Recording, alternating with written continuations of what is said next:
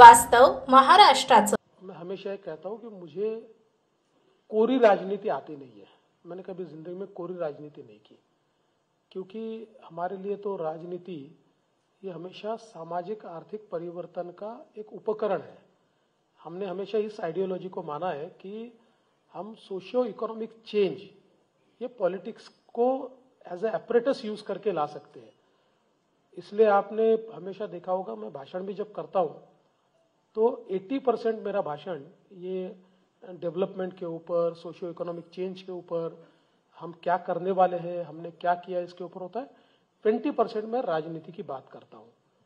और मैं ये भी मानता हूँ कि अगर हमको हमारे देश को, हमारे राज्य को बदलना है तो हमको फोकस ये डेवलपमेंट पे रखना पड़ेगा। राजनीति तो होती रहती है, सवाल जवाब होते हैं, आरोप प्रत्यारोप होते हैं, वो एक पार्ट है। लेकिन अगर हम गवर्नेंस को छोड़कर केवल एक दूसरे के ऊपर आरोप करने में लग जाए, मतलब मैं कई बार सवाल पूछता हूँ, अपने आप से भी पूछता हूँ कि 25 सालों तक उद्धव जी ने, शिवसेना ने मुंबई पर राज किया और उसमें से मेजर कालखंड ऐसा है कि जिसमें मुंबई महानगर पालिका स्वयं उद्धव जी देखते थे। तो मैं अपने आप को और उनको भी सवाल पूछना चाहता हूँ कि कोई एक प्रोजेक्ट वो दिखा सकते हैं कि जिसमें उन्होंने मुंबई को ट्रांसफॉर्म किया है। ऐसा एक प्रोजेक्ट नहीं कर पाए, एक भी नहीं बता सकेंगे।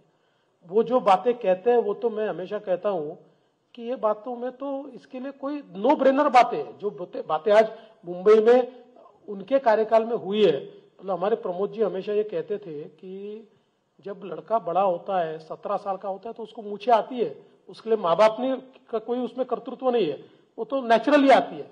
ऐसा एक नेचुरल डेवलपमेंट को अगर हम छोड़ दें तो मुंबई में उद्धव जी ने कोई ट्रांसफॉर्मेशन किया है, ऐसी एक चीज भी वो नहीं बता सकेंगे।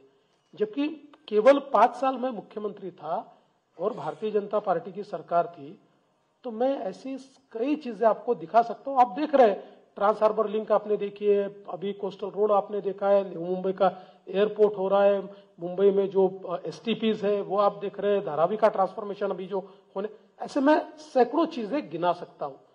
तो मुझे लगता है कि हमारा फोकस यही है। और जिस समय मैं राजनीति में आया तो उस समय एक मंत्र मुझे मिला और वो मंत्र है पेशेंस इज अ वर्च्यू।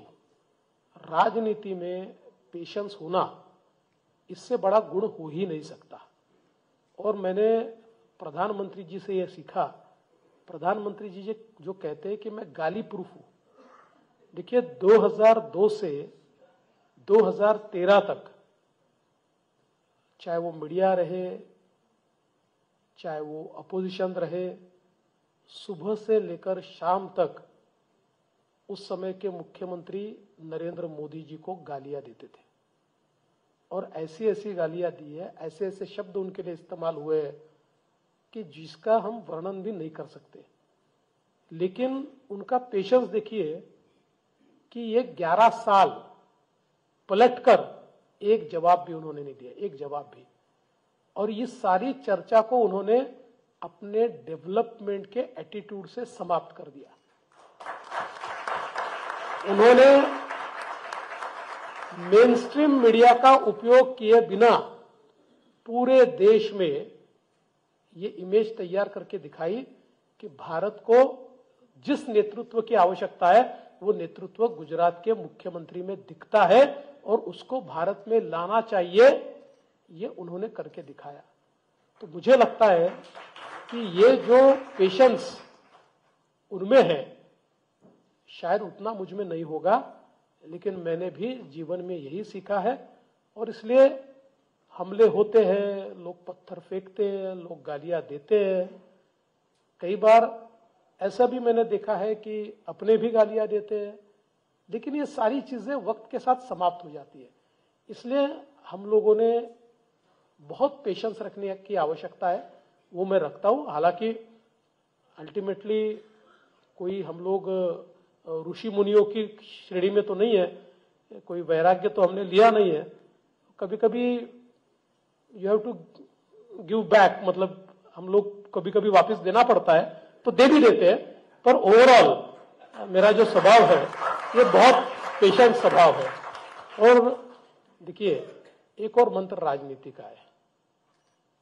कभी कभी राजनीति में आपको जवाब देना भी पड़ता है, लेकिन जवाब देने का मौका कौन सा है ये आपको समझना चाहिए।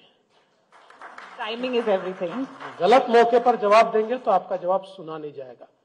जब अपना मौका हो तो जवाब दे दो, दुनिया सुनेगी। आपल्या भागातील महत्त्वाच्या बातम्या पाहण्यासाठी आजच आमच्या फर्स्ट महाराष्ट्र न्यूज चॅनलला सबस्क्राईब करा आणि बेल आयकॉन प्रेस करा।